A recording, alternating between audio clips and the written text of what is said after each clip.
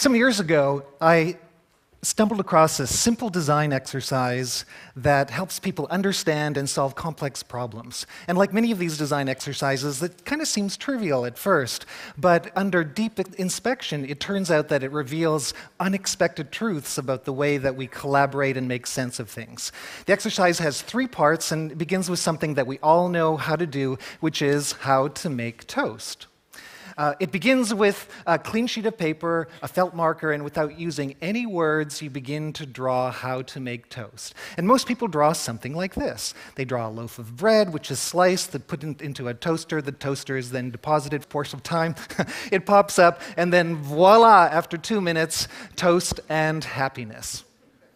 Now, over the years, I've collected many hundreds of drawings of these toasts, and some of them are very good because they really illustrate the toast-making process quite clearly. And then there are some that are, well, not so good. They really suck, actually, because you don't know what they're trying to say.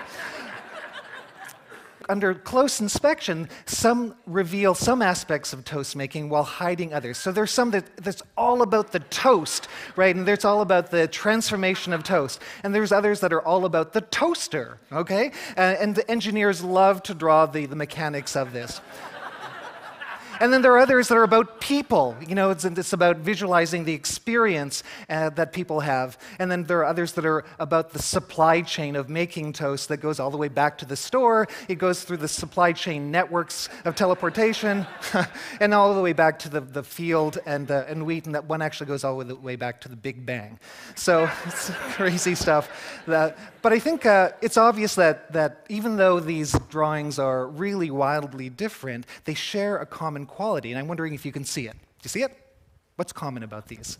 So most drawings have nodes and links. So nodes represent the tangible objects like the toaster and people, and links represent the connections between the nodes. And it's the combination of links and nodes that produces a full systems model. And it makes our private mental models visible about how we think something works. So that's the value of these things. And what's interesting about these systems models is how they reveal our various points of view. So for example, Americans make toast with a toaster. That seems obvious. Whereas many Europeans make toast with a frying pan, of course. And many students make toast with a fire. I don't really understand this. A lot of MBA students do this. So you can measure the complexity by counting the number of nodes, and the average illustration has between 4 and 8 nodes. Less than that, the drawing seems trivial, but it's quick to understand. And more than 13, the drawing produces a feeling of map shock. It's too complex. So the sweet spot is between 5 and 13. So if you want to communicate something visually, have between 5 and 13 nodes in your diagram. So though we may not be skilled at drawing, the point is that we intuitively know how to break down complex things into simple things and then bring them back together again. So this brings us to our second part of the exercise, which is how to make toast, but now with sticky notes or with cards. So what happens then? Well, with cards, most people tend to draw clear, more detailed, and more logical notes. You can see the step-by-step analysis that takes place. And as they build up their model, they move their nodes around, kind of rearranging them like Lego blocks. Now, though this might seem trivial, it's actually really important. This rapid iteration of expressing and then reflecting and analyzing is really the only way in which we get clarity. It's the essence of the design process. And system theorists do tell us that the ease with which we can change a representation correlates to our willingness to improve the model. So sticky note systems are not only more fluid, they generally produce way more nodes than static drawings. The drawings are much richer. And this brings us to our third part of the exercise, which is to draw how to make toast, but this time in a group. So what happens then? Well, here's what happens. It starts out messy, And then it gets really messy, and then it gets messier.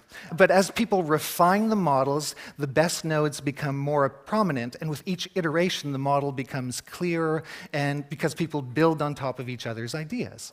What emerges is a unified systems model that integrates the diversity of everyone's individual points of view. And so that's a really different outcome from what usually happens in meetings, isn't it? So these drawings can contain 20 or more nodes, but participants don't feel map shock because they participate in the building of their models themselves. Now, what's also really interesting that the groups spontaneously mix and add additional layers of organization to it. To deal with contradictions, for example, they add branching patterns and parallel patterns. Oh, by the way, if they do it in complete silence, they do it much better and much more quickly. Really interesting. Talking gets in the way. So here's some key lessons that can emerge from this. First, drawing helps us understand the situations as systems with nodes and their relationships. Movable cards produce better systems models because we iterate much more fluidly. And then the group notes produce the most comprehensive models because we synthesize several points of view.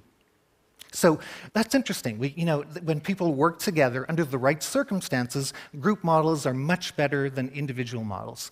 And so this approach works really great for drawing how to make toast. But what if you wanted to draw something more relevant or pressing, like your organizational vision, or customer experience, or long-term sustainability? There's a visual revolution that's taking place as more organizations are addressing their wicked problems by collaboratively drawing them out. And I'm convinced that those who see their world as movable nodes and links really have an edge. And the practice is really pretty simple. You start with a question, you collect the nodes, you refine the nodes, you do it over again, you refine and refine and refine, and the patterns emerge. And the group gets clarity, and you answer the question. So this simple act of visualizing and doing it over and over again produces some really remarkable outcomes. What's really important to know is that it's the conversations that are the important aspects, not just the models themselves. And these visual frames of reference can grow to several hundreds or even thousands of nodes. So one example is from an organization called Rodale, big publishing company. They lost a bunch of money one year, and their executive team for 3 days visualized their entire practice. And what's interesting is that after visualizing the entire business, systems upon systems, they reclaimed $50 million of revenue, and they also moved from a D rating to an A rating from their customers. Why? Because there's alignment from the executive team. So I'm now on a mission to help organizations solve their wicked problems by using collaborative visualization. On a site that I've produced called drawtoast.com, I've collected a bunch of the really, I think, best practices, and so you can learn how to run a workshop here. You can learn more about the visual language and the structure of links and nodes that you can apply to general problem solving, and download examples of various templates for unpacking the thorny problems that we all face in our organizations.